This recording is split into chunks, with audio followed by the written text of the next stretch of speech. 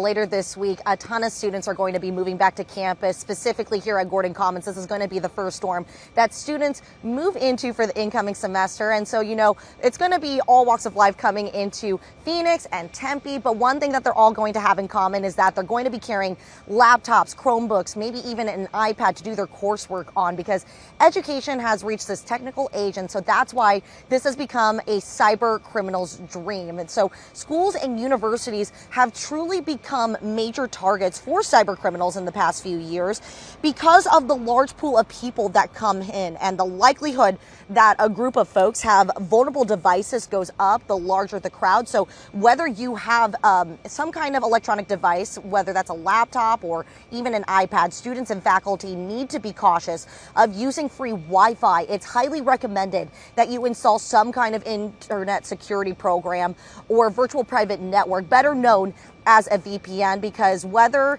you are in your dorm room or a coffee shop and it feels secure, if it's free, you're instantly vulnerable to a bad actor. But one issue that Data Doctors runs into a lot with not just students, but a ton of people for that matter, is that we tend to hoard our work or our material on one device. Data Doctors say they are always fixing computers and iPads that are always having too much storage, and that can cause some issues, and bad actors take advantage of that. So to make sure that all of your work isn't stolen or hacked into, Data Doctors say it's easy as 3, 2, 1.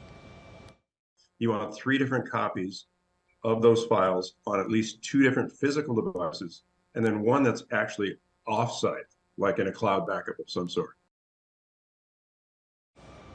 Ken advises students to buy external devices for storage. He says you can buy a flash drive, but they can only store up to so much. So he really recommends folks going ahead and buying a hard drive. They're a little bit bigger than your hand, and even though they're a little more expensive, it can store up to 100 gigabytes of data. So not only are you protecting your precious work from bad actors from being hacked into or even stolen, he says this is going to really come in handy for those awful scenarios where maybe your computer malfunctions and your work is lost or wiped clean. Back to you.